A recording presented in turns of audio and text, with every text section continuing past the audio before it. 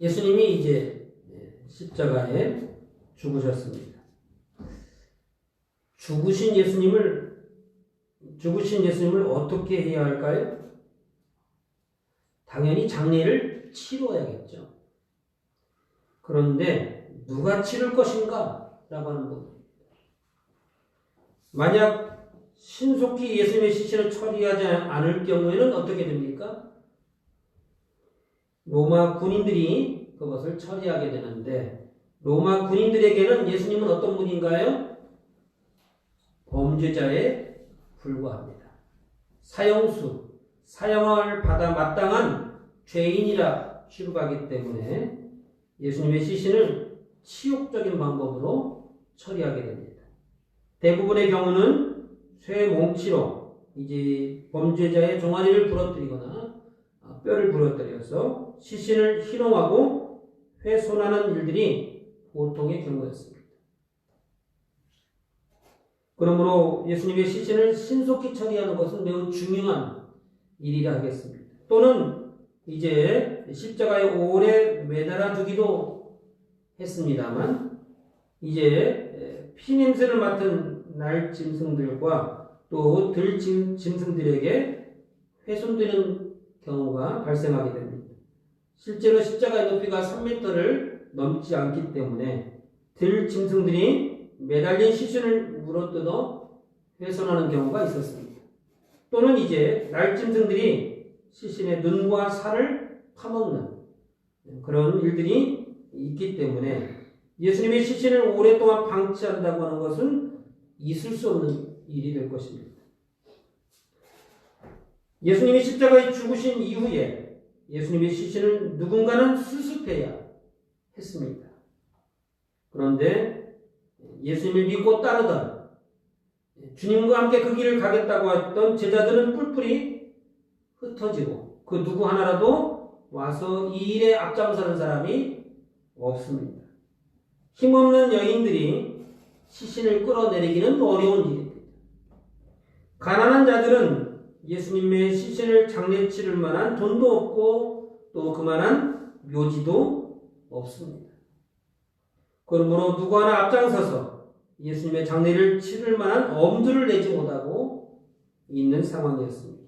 그런데 그때 나타나서 예수님의 시신을 장례를 치르겠다고 한 사람이 있었는데, 그가 바로 아리마대 요셉입니다. 아리마대라고 하는 것은 이제 지역 이름입니다. 우리로 친다면 저기 부산댁 이렇게 전주댁 이렇게 부르듯이 그 사람 이름 앞에다가 어느 지역 사람이다 이렇게 이름을 붙여주게 되는데, 아리마대에서 온 요셉이라는 뜻입니다. 예수님의 장례를 치르기 위해서는 이제 먼저 로마의 총독 빌라도의 허락이 필요했습니다. 왜 그렇죠? 왜냐하면 예수님은 범죄자로 죽었기 때문에 그렇습니다. 범죄자로 이제 로마의 법에 따라서 사형을 언도했기 때문에 이제 당국의 허락을 받아야만 했던 것이죠. 그래서 이제 아리마대 요셉이 빌라도에 찾아가 가지고 이제 예수님의 시신을 내어달라 이렇게 구했을 때에 빌라도가 예수님의 시신을 내어주게 되었습니다. 그런데 이렇게 앞장서는 것이 그리 쉽지 않은 상황이에요. 아리마대 요셉이 그만하니까 했겠지, 우리가 이렇게 쉽게 생각할 수 있습니다만 그렇게 쉬운 일이 아니라 빼집니다. 왜냐하면 누군가가 예수님의 시신을 수습하는가, 이것이 초미의 관심사입니다. 예수님이 죽으시면 부활하신다며? 그러니까 이제 대제사장들과 서기관들 또는 이제 산헤드린 공회의 공회원들이 모두가 지금 어디를 지금 쳐다보고 있어요? 예수님의 시신에 좀 쳐다보고 있습니다. 과연 나무에 달린 자, 저주받은 자가 살아날 수 있는가? 과연 저 사람이 하나님이 보내신 그 메시아인가? 지금 그것을 지금 살펴보고 있기 때문에 누군가가 다가가서 그 시신에 손을 댄다고 하는 것은 이제 의심의 눈으로 바라볼 수 있는 그런 입장에 있게 됩니다. 그래서 예수님의 시신을 처리하는 사람은 당연히 예수님을 따르는 예수당이 될 것이기 때문에 예수님의 12제자가 왜 도망갔어요? 잡혀서 함께 죽을까봐 지금 도망간 겁니다. 그러니까 예수님의 시신을 수송한다고 하는 것은 스스로가 예수 믿는 사람, 요즘으로 말하면 예수쟁이가 되기 때문에 그도 죽을 수 있는 그런 환경 가운데 있습니다. 그러므로 누구라도 함부로 앞으로 나서지 못하는 그런 상황입니다. 그럴 때에 신속하게 앞장선 사람이 있는데 아리마대 요셉이라고 하는 사람입니다. 3일이 지나고 4일이 지나고 일주일이 지나고 누구도 손을 대지 않으니까 할 수 없이 나라도 해야지 이런 마음이 아니고 예수님이 십자가에 돌아가신 직후로 이제 아리마대 요셉이 작심한 듯 이 일은 내가 해야겠다. 아마도 그런 생각을 했던 모양입니다. 시신을 찾아온 후에 이제 찾아온 사람은 이제 니고데모라고 하는 사람이 함께 찾아오게 됩니다. 그래서 이 두 사람이 함께 예수님의 장례를 진행하게 됩니다. 그러면 예수님의 장례를 치르는 이 아리마대 요셉은 어떤 입장에 있었을까요? 어떤 입장을 취했길래 이렇게 용기를 내어서 이 일을 감당할 수 있었을까라고 하는 것입니다. 아리마대 요셉은 사내들인 공회원이었습니다. 나라를 빼앗긴 이스라엘 입장에서는 로마의 지배하에 살게 되죠. 그래서 이스라엘에는 왕이 없습니다. 누가 다스리나요? 로마에서 파견한 총독이 나라를 다스립니다. 우리나라도 역시 마찬가지로 일제강점기에 이제 고종 황제가 폐위되고 이제 그의 자손들이 일본으로 이제 끌려가고 해서 이제 왕손이 끊어지게 되었죠. 그러니까 나라에 어떤 결정을 하는 데에 이제 결정할 만한 왕이 없기 때문에 일본에서 누가 파견된 겁니까? 총독이 파견된 겁니다. 그래서 총독이 이제 모든 이제 행정을 다 처리하는 것이죠. 사실상 주권을 상실한 것입니다. 그런데 이제 로마가 이스라엘을 이렇게 다스리기에는 이제 강압으로만, 힘으로만 다스릴 수가 없어요. 이스라엘은 상당히 호전적입니다. 그래서 이제 특히나 신앙, 하나님에 관련된 것을 훼손하거나 방해하거나 이제 하려고 한다면 이스라엘 백성들이 들불 일어나는 것처럼 일어나가지고 봉기하고 이제 투쟁하고 죽음을 불사하고 싸우는 사람들이기 때문에 로마 입장에서는 굉장히 골칫거리였어요. 그렇기 때문에 이제 총독으로만 다스릴 수 없고 사내들인 공회라고 하는 것을 인정하게 됩니다. 그래서 웬만한 것은 사내들인 공회에서 처리하고 그러나 몇 가지는 사람을 사형 집행하는 것들이라든지 중요한 것들은 로마의 허락을 받게 했습니다. 일종의 어느 정도의 자치권을 부여한 것이죠. 그러니까 이제 사내들인 공회의 공회원들이 이제 나라의 대소사를 다 결정할 수 있는 그런 입장이에요. 사내들인 공회원들이 약 70여 명쯤 되는데요. 우리나라로 친다면 국회의원 정도 된다고 하면 맞을까 하겠습니다. 꼭 그러한 직위를 갖는 건 아닙니다만 어쨌든 이제 사내들인 공회원이라고 하는 것은 이스라엘 백성들에게 있어서는 가장 큰 권위를 갖는 그런 입장에 있었습니다. 그 중에 한 사람이 아리마대 요셉과 또 니고데모라고 하는 사람이 되는 것입니다. 그런데 예수님을 결박하여 빌라도 앞에 끌고 간 사람들이 누구냐면 바로 이 사내들인 공회원들이 있었습니다. 대제사장들과 서기관들 그리고 바리새인들이 주축이 되어서 예수님을 로마 법정으로 끌고 가고 십자가에 못 박았습니다만 사내들인 공회원이 되는 자격이 대제사장과 서기관들 그리고 바리새인들만이 할 수 있는 그런 직위였던 것이죠. 그런데 자신들이 그렇게 결정을 해가지고 십자가에 못 박았는데 누군가가 예수님의 시신을 이제 거두고 또 장례를 성대하게 치러준다면 그것도 자신들과 같은 사내들인 공회원 중에 어떤 사람들이 그렇게 한다면 그것은 어떤 결과를 낳습니까? 자신들의 죄를 지적하고 정죄하는 그런 행위가 되기 때문에 매우 불쾌합니다. 자신들의 죄를 마치 지적이라도 한 것처럼 이제 보란듯이 예수님의 장례를 치러주는 것, 그것을 허용할 수 없다라고 하는 것입니다. 자칫 잘못했다가는 백성들의 원성을 들을 수도 있고 또 심지어는 사내들인 공회원의 자격이 박탈될 수도 있기 때문에 이 두 사람 입장에서는 매우 위험한 일이 아닐 수 없다라고 하는 것입니다. 예수님과 동거동락했던 12제자들도 예수님의 시신을 방치하고 다 도망가고 없는 상황입니다. 예수님의 12제자들이 정이 없어서 그렇게 했겠습니까? 그렇게 하면 여러 가지로 위험적인 요소가 있기 때문에 부득불 도망가고 없는 상황인 것이죠. 그래서 아리마대 요셉은 자신의 사내들인 공회원이라고 하는 직위를 걸고, 다시 말하면 그것이 박탈될 수도 있다는 것입니다. 또는 자신의 목숨을 걸고 예수님의 시신을 거두었고 또 성대하게 장례를 치러주었습니다.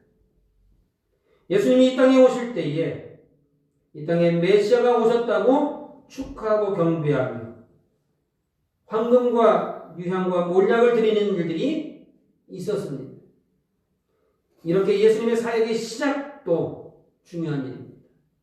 이제 예수님의 사역이 이 땅에 예수님이 오셨다는 것, 예수님의 사역이 시작되었다고 하는 그것만으로도 이제 많은 사람들이 경배하고 이제 축하하며 우리의 마음이 들뜰 수 있는 그런 일들입니다만, 예수님의 장례, 다시 말하면 예수님의 사역의 마지막을 어떻게 마무리하느냐 하는 것도 매우 중요한 사역이 될 것입니다.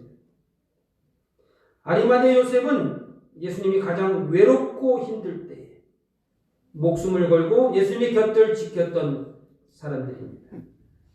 이것을 요즘 말로 굳이 표현해 본다면 의리라고 말할 수 있겠습니다. 오늘 이 시대에도 이와 같은 의리는 꼭 있어야 할 믿음의 덕목이 되는 것입니다. 이와 같은 믿음의 덕목을 이제 우리 신앙 안에서는 신실함이라고 표현하기도 합니다. 굳이 의리라고 제가 표현한 이유는 그 신실함이라고 하는 그것을 우리가 피부적으로 와닿는 것이 조금 한계가 있는 것 같아요. 그래서 요즘식으로, 우리식으로 표현을 해봤습니다만, 하나님께서도 이와 같은 믿음의 덕목을 중요하게 여기셔서 오늘 성경 본문에 그것을 기록하고 있습니다. 오늘 성경에만 기록한 게 아니고 마가복음과 누가복음에도 이 내용을 기록하셔서 이제 아리마대 요셉의 신실함, 믿음의 의리, 그것을 후대 사람들도 보고 배우라, 이렇게 말씀하고 있는 것입니다.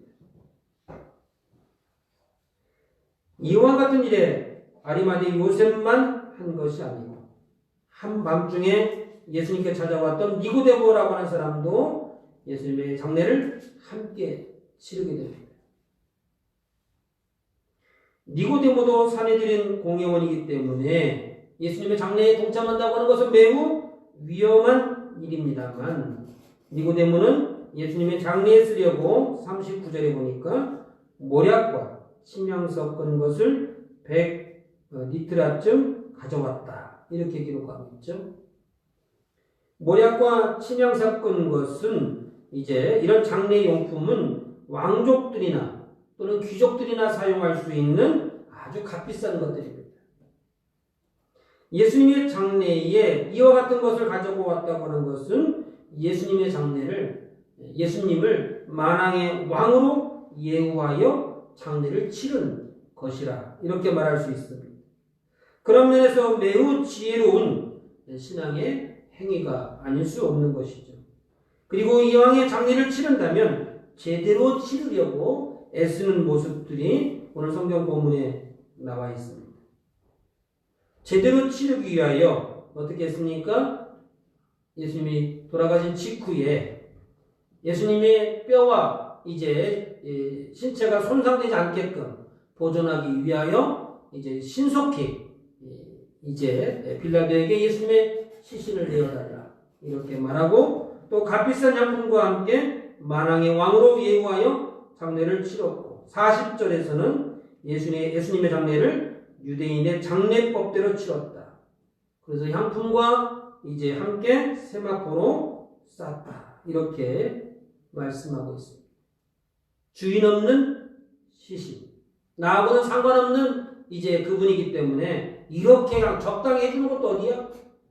이렇게 해줄 수도 있습니다만 그러나 유대인의 장례법대로 이제 원칙대로 장례를 치렀다라고 하는 것이죠. 그리고 마지막으로 한 번도 사용하지 않은 새 무덤 41절에 보니까 이제 장사한 일이 없는 새 무덤에 예수님을 장례하였다.